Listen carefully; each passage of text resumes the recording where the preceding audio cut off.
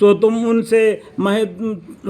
ان سب مہینوں کا بارے میں دین کے خلاف کر کے اپنا نقصان مت کرنا، ان مشرکین سے سب سے لڑنا جیسا کہ وہ تم سب سے لڑتے ہیں، اور یہ جان رکھو کہ اللہ تعالیٰ متقیوں کے ساتھ ہے۔ یہ ہٹا دینا کفر میں اور ترقی ہے جسے کفار گمراہ کر کیے جاتے ہیں کہ وہ اس حرام مہینے کو کسی سال نفسانی غرض سے حلال کر لیتے ہیں، اور کسی سال جب کوئی غرض نہ ہو حرام سمجھتے ہیں، تاکہ اللہ تعالیٰ نے جو مہینے حرام کیے ہیں صرف ان کی گنتی پوری کر لے۔ پھر اللہ کے حرام کیے ہوئے مہینے کو حلال کر لیتے ہیں، ان کے بدعمالیوں کو ان کو مستحسن معلوم ہوتی ہے۔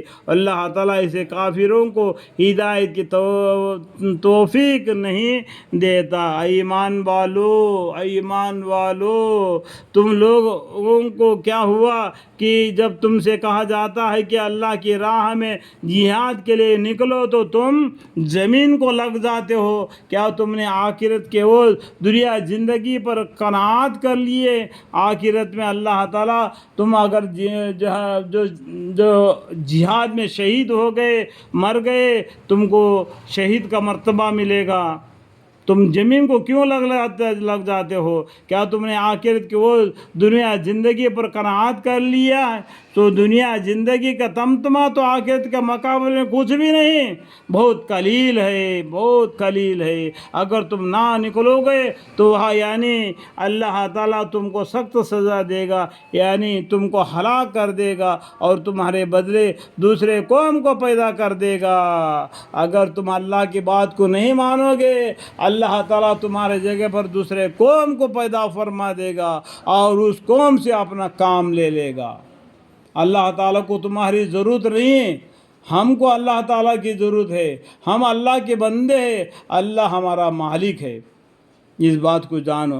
اگر تم جہاد میں نہیں نکلو گے، اللہ تعالیٰ تمہاری جگہ پر دوسری قوم پیدا کر دے گا اور ان سے اپنا کام لے لے گا، اور تم اللہ کے دین کو کچھ ضرر نہ پہنچا سکو گے، اور اللہ کو ہر چیز پر پوری قدرت ہے۔ واللہ علی کل شیء قدیر۔ اگر تم لوگ ان کے یعنی رسول صلی اللہ علیہ وسلم کی مدد نہ کرو گے تو اللہ تعالیٰ آپ کی مدد اس وقت کر چکے جبکہ آپ کو کافروں نے جلا وطن کر دیا تھا، جبکہ دو آدمیوں میں ایک آپ تھے، یعنی جو مکہ سے مدینہ کے طرف نکل گئے کہ دین اسلام کو پھیلانے کے لیے مکہ میں قریش لوگوں نے پیغمبر صلی اللہ علیہ وسلم کو تنگی لا دیا، تو پیغمبر صلی اللہ علیہ وسلم کو حکم ہو کے ہجرت کر کے مدینہ کے طرف چلے جاؤ۔ ایک قصہ ہے یہاں پر، تھوڑا سا سمجھ میں آ گیا؟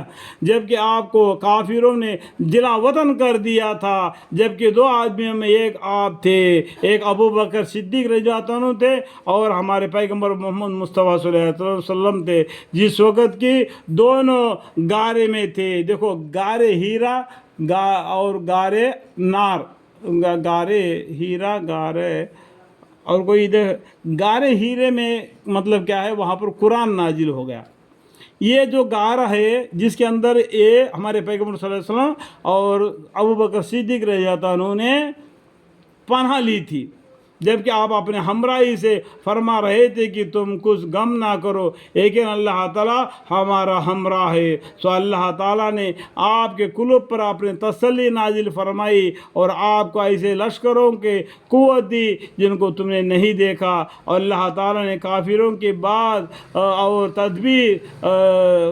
تدبیر نیچے کر دیے کہ وہ ناکام رہے، اللہ کا وہ بول بالا رہا، اللہ زبردست حکمت والا ہے۔ اللہ اکبر۔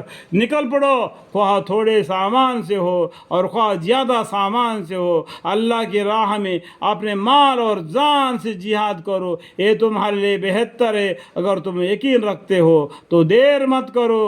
اگر کچھ لگتے ہاتھ ملنے والا ہوتا تو اور سفر بھی معمولی سا ہوتا تو یہ منافق لوگ ضرور آپ کے ساتھ ہو لیتے، لیکن ان کو تو مسافت ہی دور دراز معلوم ہونے لگی، اور بھی خدا کی قسمیں کھا جائیں گے کہ اگر ہمارے بس کی بات ہوتی تو ہم ضرور تمہارے ساتھ چلتے، کیونکہ گرمی کا موسم تھا، راستہ بھی لمبا تھا۔ اس طریقے سے الٹے سلٹے باتیں کرنے لگے۔ یہ لوگ جھوٹ بول کر اپنے آپ کو تباہ کر رہے ہیں۔ اللہ جانتے ہیں کہ یہ لوگ یقیناً جھوٹے ہیں۔ اللہ تعالیٰ نے آپ کو معاف تو کر دیا، اللہ تعالیٰ نے آپ کو معاف تو کر دیا، لیکن آپ نے ان کو ایسی جلدی اجازت کیوں دے دی؟ جب تک کہ آپ کے سامنے سچے لوگ ظاہر نہ ہو جاتے اور آپ جھوٹے کو معلوم نہ کر لیتے۔ جو لوگ اللہ تعالیٰ پر اور قیامت کے دن پر ایمان رکھتے ہیں، وہ اپنے مال اور جان سے جہاد کرنے کے بارے میں آپ سے رخصت نہ مانگیں گے، بلکہ وہ حکم کے ساتھ دوڑ پڑیں گے۔ اللہ تعالیٰ ان متقیوں کو خوب جانتا ہے۔ البتہ وہ لوگ جہاد میں نہ جانے کے آپ سے رخصت مانگتے ہیں جو اللہ پر اور قیامت کے دن پر ایمان نہیں رکھتے۔ ایسے لوگ رخصت مانگتے ہیں اور ان کے دل شک میں پڑے ہیں، سو اپنے شکوک میں پڑے ہیں، یعنی اپنے شکوک میں، دل میں جو ان کو شک میں پڑے ہوئے ہیں کہ حیران ہے، وہ اجازت مانگ رہے ہیں جہاد میں نہ جانے کا۔